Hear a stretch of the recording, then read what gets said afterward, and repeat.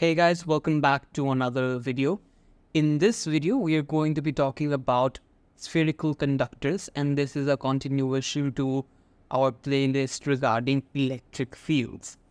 So in the last video, in this playlist, we talked about electric field strength in uniform fields. So we learned about how uniform fields act, how the force stays constant with changing displacement or change in distances, right? In case of spherical conductors, what happens is your force per unit charge changes with changing distance. You've seen previously radial charges, radial forces. You've probably seen it in a gravitational force where there are attractive forces, and if we talk about Earth, the fields are radially inwards, right? Gravitational force is radially inwards. The fields are inwards. Similarly, in case of spherical conductors, if you have a point charge or a sphere of charge, what happens is the fields are either inwards radially or outwards radially. So let's first try to understand how spherical charges behave. So we're going to first talk about a positive charge, a sphere that is positively charged. In that case, you can see these fields are radially pointing outwards. Why outwards? Because it's a positive charge. If you bring a positive charge near it, it's going to be repelled away. If you bring a positive charge over here, it's going to be repelled away. So we always think with respect to a positive charge, in which direction will it face the force or feel the force? That is going to be your field line direction. Great. Right, so the electric field for spherical conductors are radial and perpendicular to the surface. Always remember, these field lines should always pass through the center of the sphere. That means it should be radial, meaning these should be 90 degrees to the tangent of the surface. If this is your tangent of the surface, your field line should be 90 degrees. Great. Okay. Second point, the lines are going to be outwards for a positive charge, since, as I just mentioned, if you bring a positive charge, it's going to be repelled. And for a negative charge, what's going to be happening is you have a positive charge near the negatively charged sphere. It's going to be pulled inwards. The force is going to be attractive. Therefore, the field lines are inwards. Okay. Now, we can now start understanding electric field strength versus distance graphs for a point charge or a spherical conductor. Right. Previously, we've seen the formula for electric field strength for point charges, which was basically right over here.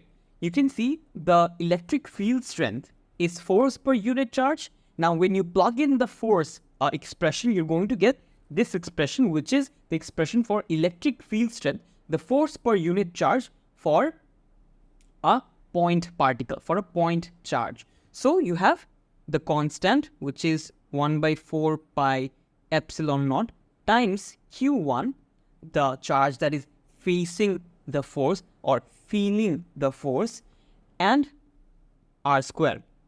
Sorry, q1 is the charge of which we are talking about the electric field of. So if you have this q1 and you're talking about its electric field, you're going to take q1 of this charge, the charge of this specific point charge, right? So q1 is the charge of which you're considering the electric field of. Great. Now, the radius is the distance at which you're measuring the electric field strength. So from this equation, you can see the proportionality, that is, the electric field strength is proportional to its own charge, and inversely proportional to the square of the separation, square of the distance. So if you want to find out the electric field strength at this position, let's say it is 2 meters away. At 2 meters away, what is the electric field strength? You're going to plug in the charge Q1 and you're going to plug in the distance at which you're measuring the electric field strength, which is 2 meters, let's say in this case. So from this, you can see that as distance increases, your electric field strength decreases, right? As distance increases, your electric field strength decreases. With what proportion? 1 by r to the power 2.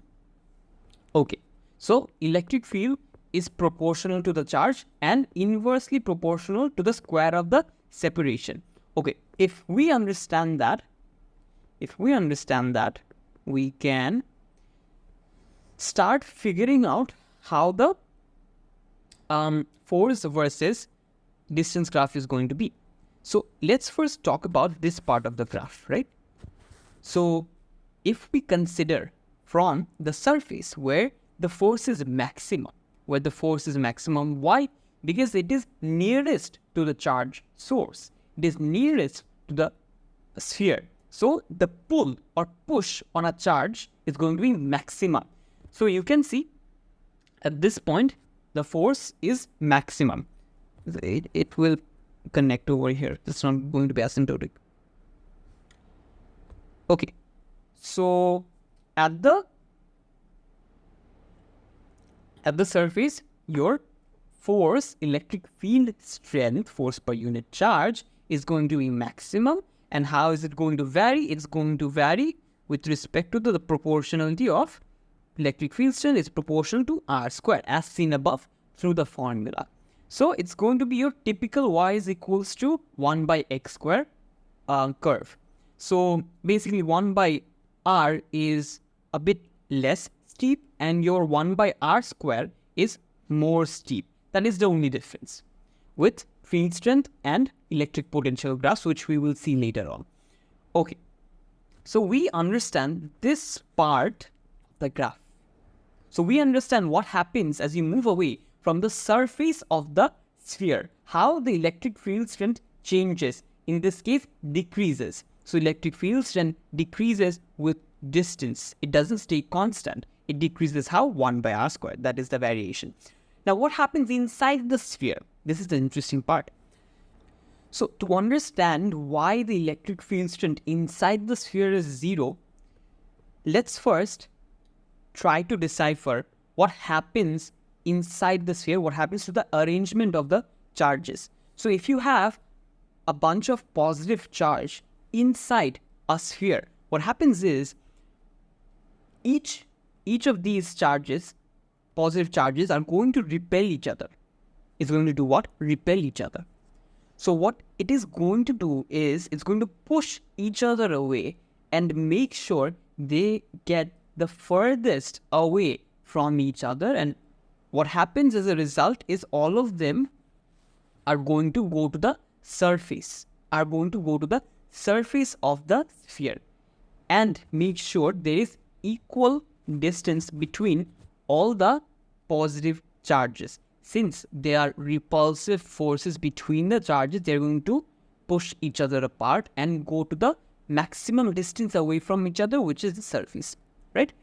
Okay, so that is what happens inside the sphere. They're moving away from each other and gathered up on the surface. Great, we understand that.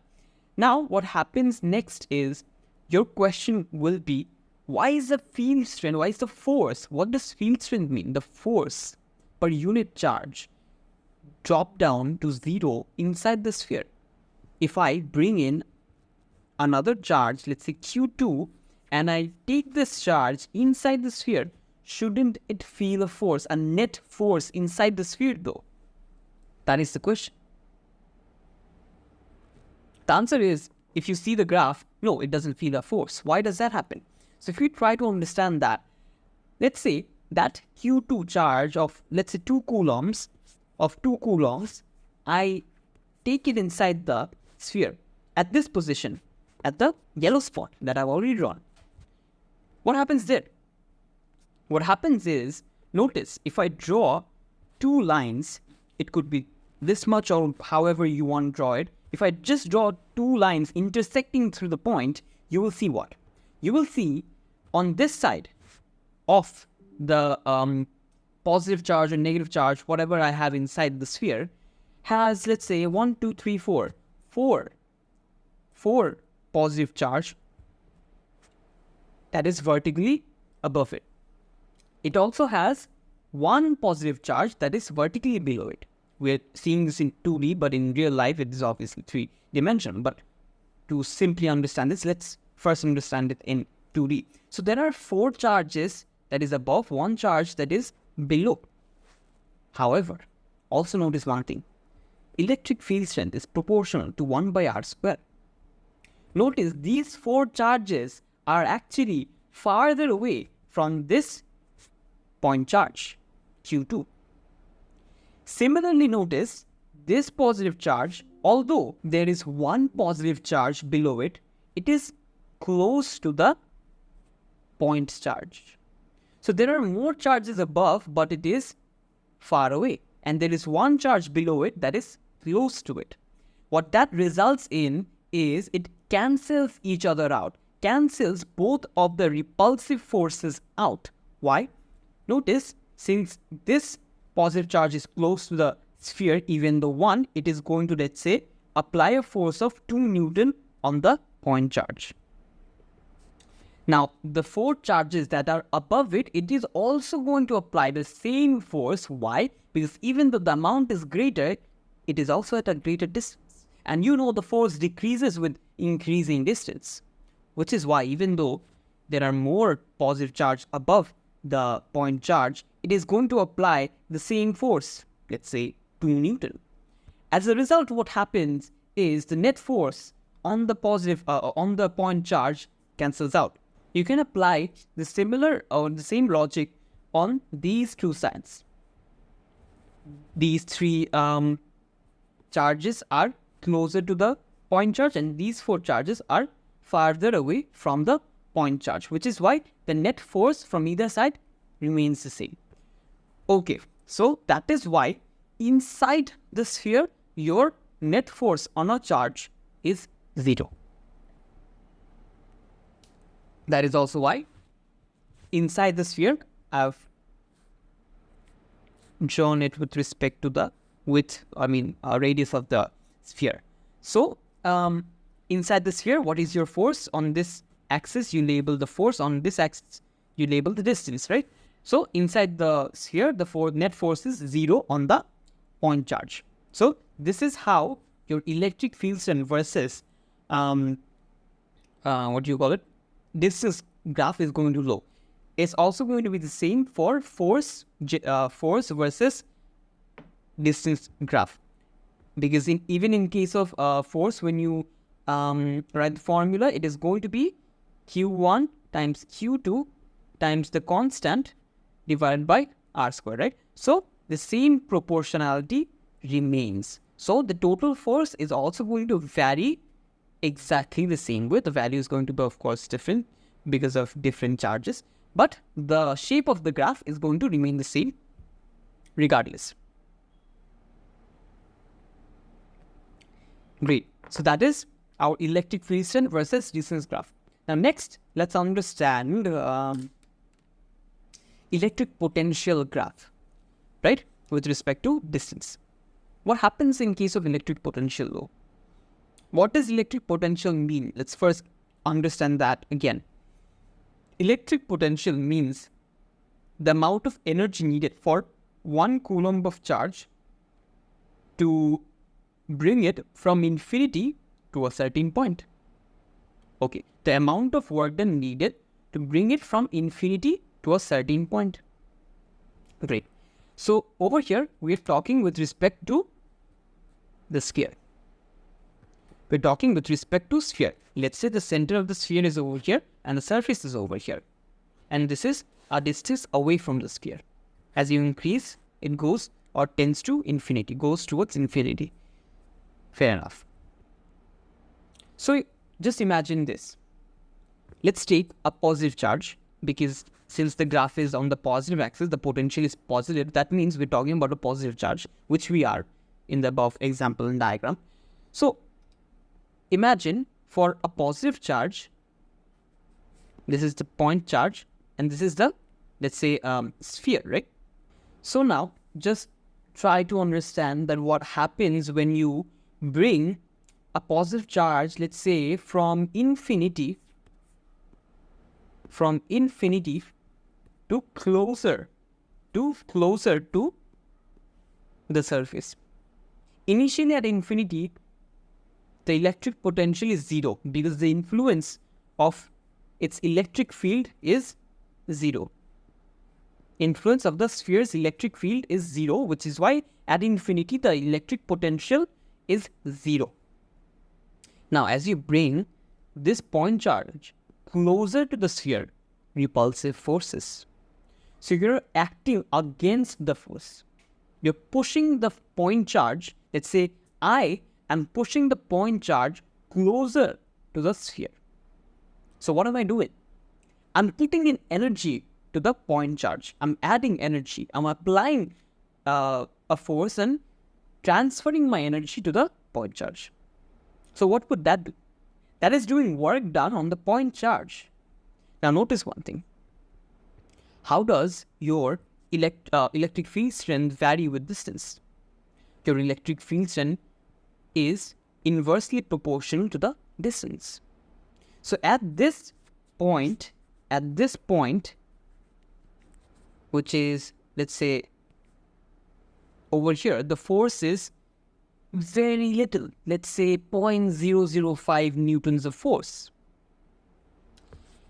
So when you're first applying a force on the charge and bringing it closer to the surface, very little work is done. Very little work is done when it is far away from the sphere and you're bringing it closer to the sphere. Very little work is done. However, when you get closer to the charge, notice your electric field strength increases much more due to this proportionality, right? So with distance, your electric field strength is increasing. I mean, with decreasing distance, your electric field strength is increasing. So greater amount of work is also done. Similarly, greater amount of work is also done.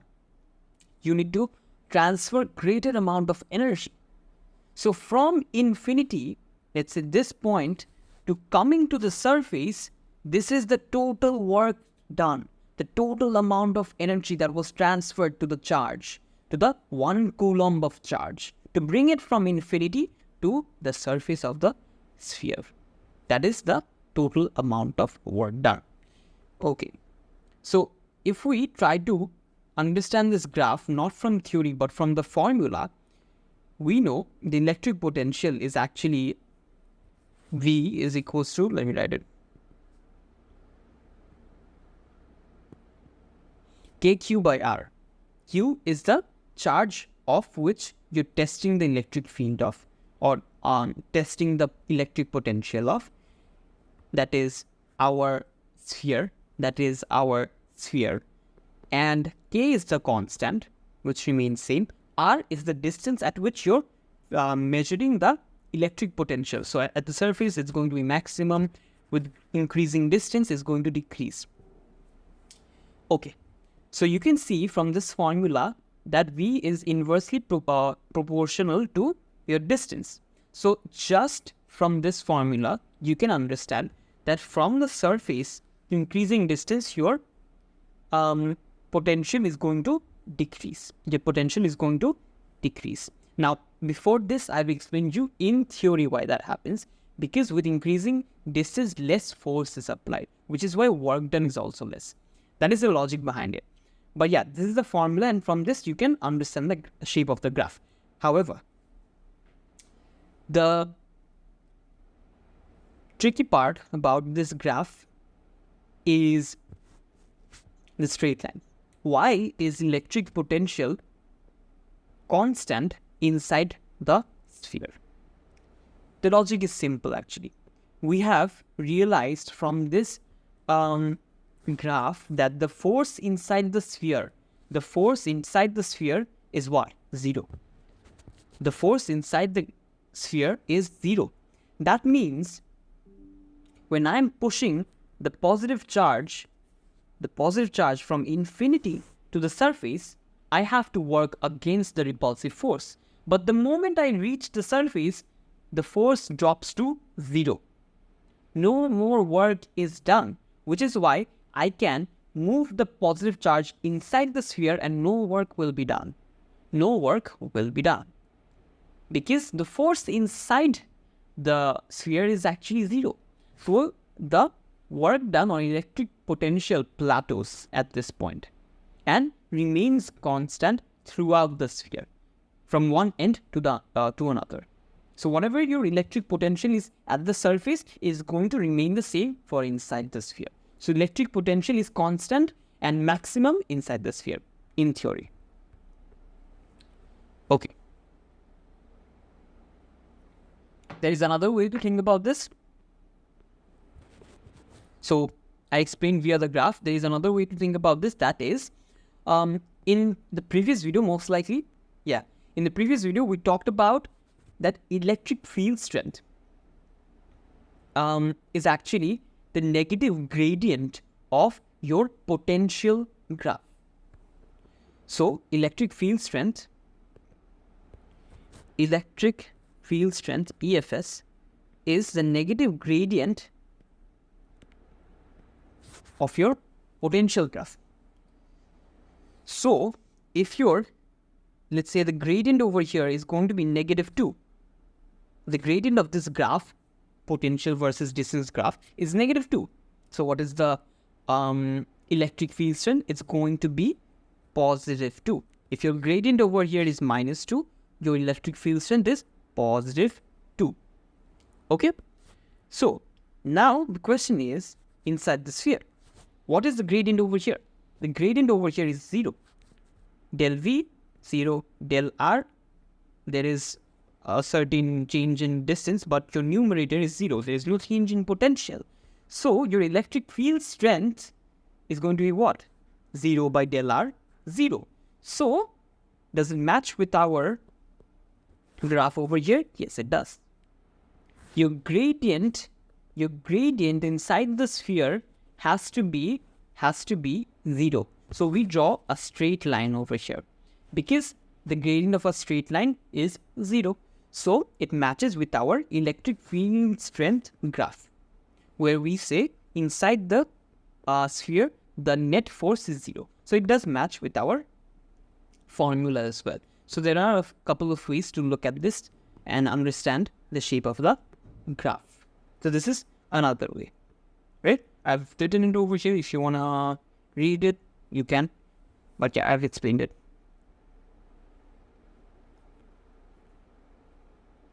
Right, so you can see the example over here. If I push a positive charge from over here to over here, that is, if I take this positive charge from infinity and push it to over here, what work is done? You can see from here, the electric field strength versus the radius graph. You will see the area under the graph, force into distance, is your work done, right? So area under this graph is going to give you the amount of work done. So let's say the work done for 1 coulomb of charge, this coulomb of charge, in bringing it from over here to over here is going to be what? It's going to be, let's say, 30 joule per coulomb, and this is also going to be your potential. Now the moment you go to, and reach the surface of the sphere, it is going to face no force any longer when it goes inside the sphere, since the net force inside is 0. So the moment it goes inside, it stays constant. The moment it goes inside, it stays constant at 30. So yeah, that is the logic behind it. Now we can try and understand how our resultant electric field strength graph or electric potential graph is going to look for two separate charges that are close in each other's vicinity. So let's say we have two charges oppositely charged. One is positive, one is negative. What force is going to be inside in between them? attractive forces. Why? Because positive, negative, attractive. Great. So how is the electric field going to be? By the way, let's consider this direction to be, the rightwards to be positive and leftwards to be negative. So right, positive, left, negative. So we have decided our vector. Now, think about the positive charge for once. This positive charge, this little guy, is going to have electric field lines that is pointing outwards. Why? Positive charge. So the field lines are outwards, beat outwards. Now think about this negative guy. Negative charge, field lines are going to be inwards. Is it inwards? Yes, it is. Great. Inwards, outwards.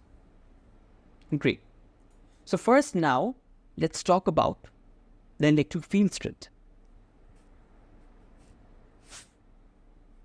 Okay. So if I consider from the center of the sphere, right over here, the center of the sphere, right over here, and the graph in between, let's first understand how to draw the graph. Consider the yellow graph only for the positive charge. Consider this, whatever this color is, for the negative charge. Great. So what did we learn about the electric field strength versus distance graph above? We learned that inside the charge, inside the sphere, the force is 0. Let's look at our graph.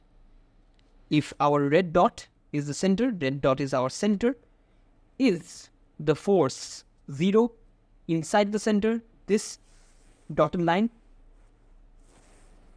is denoting our surface. So is inside the sphere a net 0 force? This is Newton. This is meters. Yes, it is. So notice the yellow line, it is 0. Now notice the variation of the electric field strength from the surface till infinity. That is this graph. From the surface, is it maximum? Great, maximum. Is it decreasing with distance? Yes, it is. It is decreasing with increasing distance. Great. Okay, next point is for the negative charge. What is happening with the negative charge? Is inside the sphere a net 0 force? Notice this bright color. Yes, it is. It is 0 inside the negative sphere. It is 0 newtons. Now notice at the surface. Is it maximum on the surface of the negative sphere? Yes, it is. It is maximum on the surface. Does it decrease with increasing distance? Yes, it does. So as you move away from the negative charge, it decreases. Right. So we are judging between these 2 points, right? Between these 2 charges, how the graph is going to vary. I've also drawn away from, on the right side and on the left side as well. So you can take a look at that as well. But so as you move away from the negative charge, the force is decreasing. Now your question might be, why are both of these graphs on the positive axis? I mentioned something before talking about the graph. That is, the rightwards direction is going to be positive. For the field lines of the negative charge, is it rightwards? Yes, it is rightwards, which is why your field line is going to be on the positive axis. The field lines, notice, for the negative charge is inwards, and when analyzed between these 2 points, it is in the rightwards direction. For even the positive charge, the field lines are in the rightwards direction, which is why both these curves are on the positive axis. Now, how do you draw the resultant graph? Notice at this point it is 0 and it's going to remain 0. Inside the sphere remains 0. What happens from the surface? Notice there is this value for the negative sphere and there is this value for the positive sphere. What are you going to do? You're going to add it. And this is your resultant force on the surface of the positive sphere. Why is the resultant force greater than your yellow curve?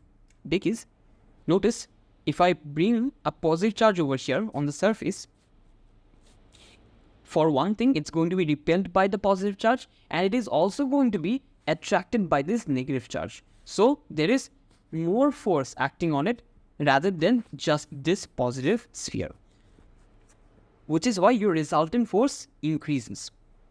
Okay, so you sum both of these graphs up and you're going to have this bell curve, reverse bell curve. So your resultant graph is going to look like this, a U-shaped graph, right? So that is your resultant. The other thing is, if you notice, this side and this side, that is left of the positive sphere and right of the negative sphere. What is happening there? Why did the curve shift to the negative axis? Because notice the electric field lines are leftwards now. The electric field lines are leftwards for the negative charge. So the direction of the electric field has changed, which is why it's going to shift to the negative axis. It is not going to be like this. It is going to shift to the negative axis due to change in direction of electric field. Great. For the positive one, what has happened? Same issue. The field lines have changed to leftwards. Which is we have denoted as negative.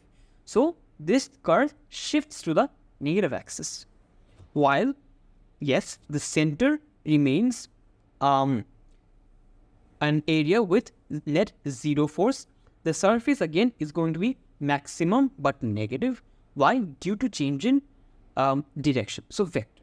Due to if we account for the vector and not just the magnitude, we have to draw a change in your axis. So if it is in one direction, you're going to denote it as either positive or negative. The other direction, you have to denote it as the other one. So in our case, rightwards is positive, leftwards is negative. So yeah. In this case, if you want to get one step ahead, you can argue that this negative charge is going to have an electric field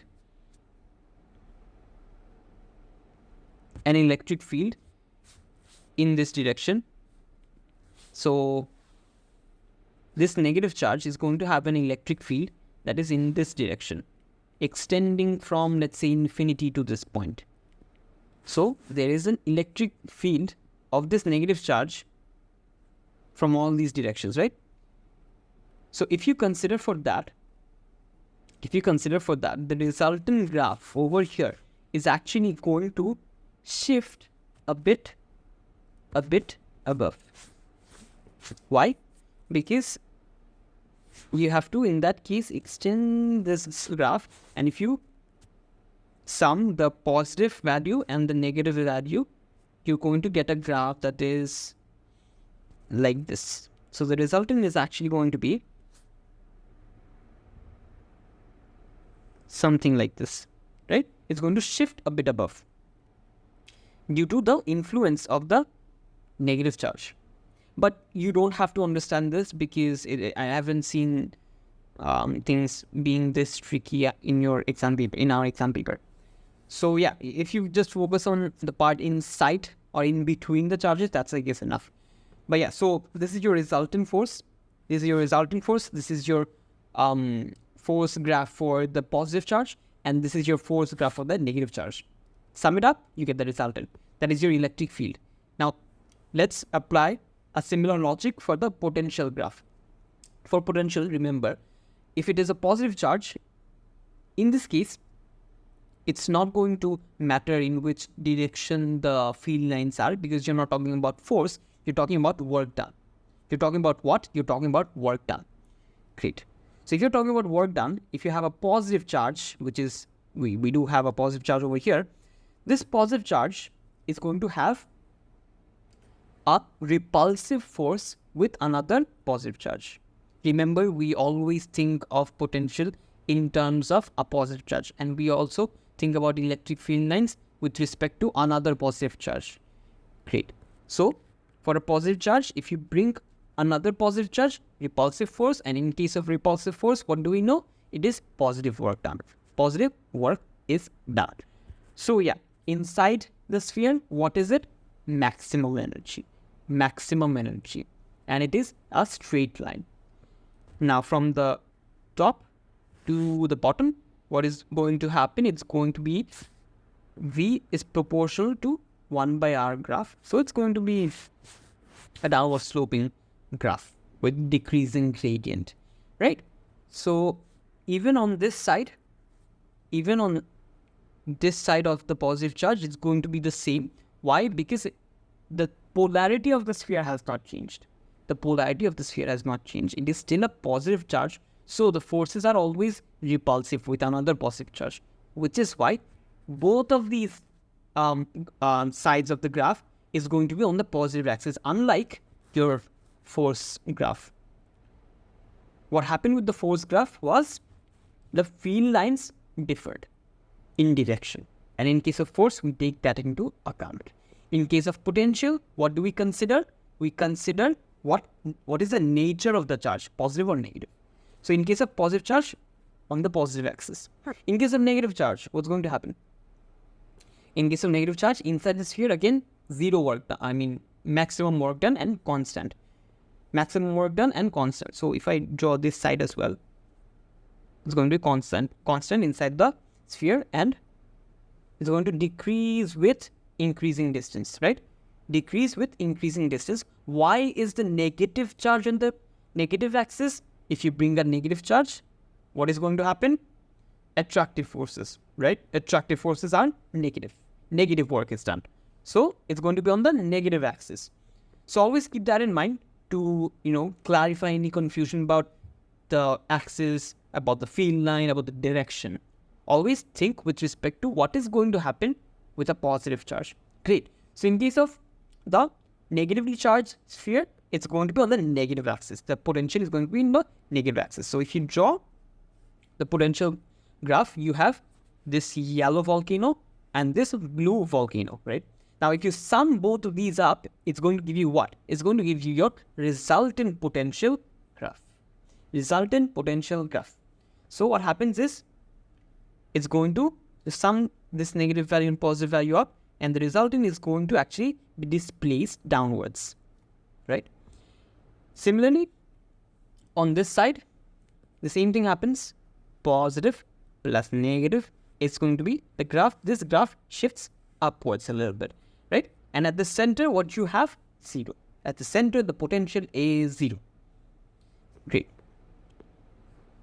So this slanted S is your resultant potential graph, the red graph.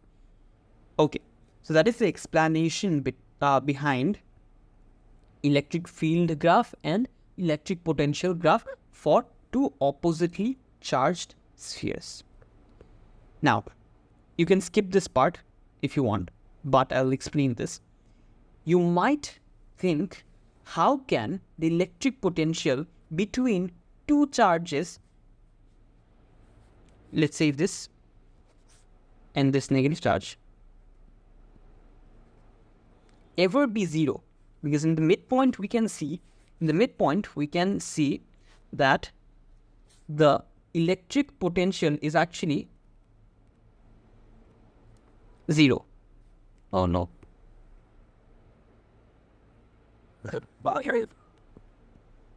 Right. You can see in the middle the electric potential is 0. But how can it ever be 0? Work should always be done in bringing a charge from infinity to near any sort of sphere, be it positive sphere, be it negative sphere. Work either is taken out or work is either put into the point charge, that is brought from infinity to near the sphere. Work should either be taken out or given, right? So how can the net work done be 0? Now, obviously, you can explain with the graph and say it's 0, but theoretically, how is it possible? So if you want to understand that, let's take a positive charge again. Let's take a positive charge. This is your positive charge of 1 coulomb of charge. Anyways, so yeah, you take this positive charge, and what do you do? Let's say you bring it from infinity, from far, far away, from the left side of this sphere, this positive sphere. From the left side of the positive sphere, you bring it from infinity to near the positive charge. So what are you doing? You're putting your force, your energy into this positive charge, 1 coulomb of charge, and you're bringing it near the positive sphere. You're applying your force, you're transferring your energy to overcome the repulsive force. So at this point inside the sphere or on the surface, maximum work is done. Now let's say I transferred the positive charge to the other side. Still, maximum work is done. Let's say that is 100 volts or 100 joule per coulomb of work is done. Now notice what happens is, since it is on the surface of the positive charge and also near the negative charge, if you release the positive charge over here, it is going to be A, repelled by the positive sphere, B, attracted by the negative sphere. So what happens is, as it moves automatically due to the influence of positive sphere and negative sphere, it loses all its energy. It loses all its energy right at the middle and goes to 0. So let's say if it had 100 joules of energy at the surface of the positive sphere due to my influence, due to my work done, and the moment I release it, it's going to fall down and it's going to lose all its energy due to being repelled by the positive sphere and being attracted by the negative sphere. Great.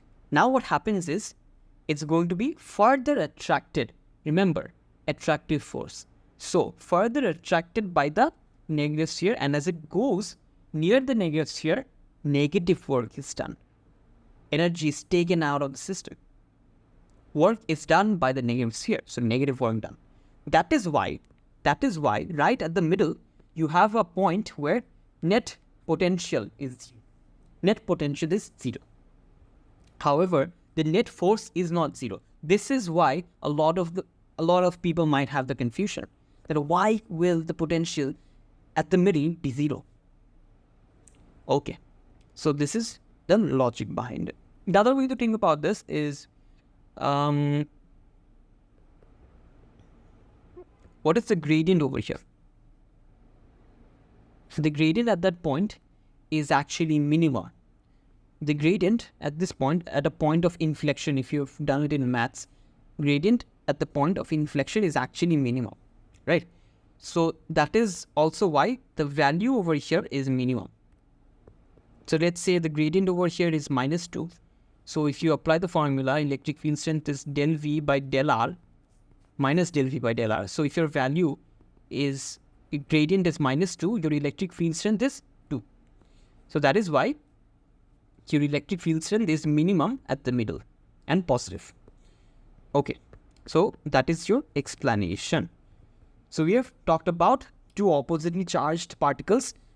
Now we can talk about two same charges. Okay, so I'll go through this pretty fast. So what happens in case of two same charges? It's going to repel each other. In this case, notice the field line is rightwards. For this case, for this positive charge, the field line is leftwards. What had we decided? Right side is positive, left side is negative. So if we take that into account, for this positive charge, if you draw the graph, inside the sphere is 0, and as you move away from the sphere, it's going to decrease to 0, reaching 0, but it is asymptotic. Anyways, so the force decreases to 0. I mean, almost 0. Now, in case of this positive charge, what happens is, since the field line is leftwards, you're going to draw this on the negative axis. On the negative axis. Great. So, if you draw it on the negative axis, it's going to be the same shape, but just reversed. So, at the surface of this positive charge, it's going to be maximum. As you move away, it's going to decrease. It's going to decrease. Great. So, if you want to draw the other side of this positive charge, that is this side, let's draw it. It's going to be, what did I use? Right. So, it's going to be 0 inside the sphere. And since this side is positive, you're going to have, let's say this is the, what is the height? 4 boxes. So yeah, this is going to be your shape. This is going to be your shape for this side of the positive charge. On this surface, maximum force, and it decreases to, let's say, 0 at infinity, right? Why? Because the field line is positive in this case, right? That is going to be your shape. Great. Okay, for this positive charge, and on the other side, if we draw, where did it go? Okay. So this is your center. At the center, what do you notice? 0 force. And as you move away, since this field line is leftwards, what do we know? Leftwards is negative. So on the negative axis, on the surface, we have maximum. On the side, maximum, 4 units. Right. On the surface, we have maximum and decreases to 0. Right. So it's going to be something like this. So this is your shape of the electric potential for same charges. Now, what happens to the resultant shape? The resultant shape is going to be positive value, negative value. Sum it up. It's going to be, this graph is going to be shifted downwards. At midpoint, it's going to be 0 field strength, because notice at this point charge is going to feel the same amount of force from either side. So there is no net force. That is the theory behind it. Right. And again, as you move towards this charge, it's going to be negative. It's going to be negative. So there's going to be a net force in this direction. And so if this is your midpoint, the moment the positive charge goes right of the midpoint, it's going to have a net. It's going to have a net force in this direction. Due to the greater influence of this positive charge. And if the positive charge was on this side of the midpoint, it's going to have a net positive force, or a force in this direction, due to the greater impact or greater amount of force of this positive charge, positive sphere, since it is closer to this positive sphere, and this sphere is farther away, which is why you have a resultant graph shape of this kind. So this part, before the midpoint, positive, after the midpoint, negative. Okay, that is your potential graph, and that is your force graph. So if I label Newton meter, right? So in case of the electric potential, what is going to happen inside the sphere is going to be maximum constant, and as you move away from the sphere, it's going to decrease. And for this positive charge as well, it's going to have maximum and constant inside the sphere, and it's going to decrease as you move away. Now what happens is, notice both of these charges are positive, and positive charges have positive electric potential, which is why both of these graphs are on the positive axis. Now when you sum both of these graphs up, this is your resultant graph. This red graph is your resultant graph. You have an increased resultant. Okay, so one thing to notice, this part is not exactly straight line. The resultant is not going to be exactly a straight line. Okay, so the reason being that, notice at this point, the electric potential of the blue sphere, this sphere is a bit more. It's a bit more compared to this point, which is why the resultant over here, if you sum both of these up, is a bit higher compared to this point and this point. Although the yellow line is constant, your blue line has decreased in value. The potential of the positive sphere on your right hand side has decreased, right?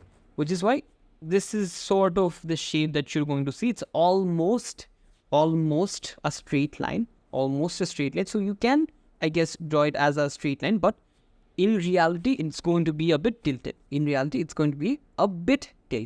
Right? So at this point, potential is a bit higher. Over here, it's constant, so higher. And over here, since it has decreased, you're going to have a less potential over here. But the variation is actually very small. So yeah, it's almost a straight line. But yeah, that is your electric fields for spherical conductors, the graphs, and how they vary, how electric field strength and how the potential varies. So yeah, that's it for this video. See you in the next one.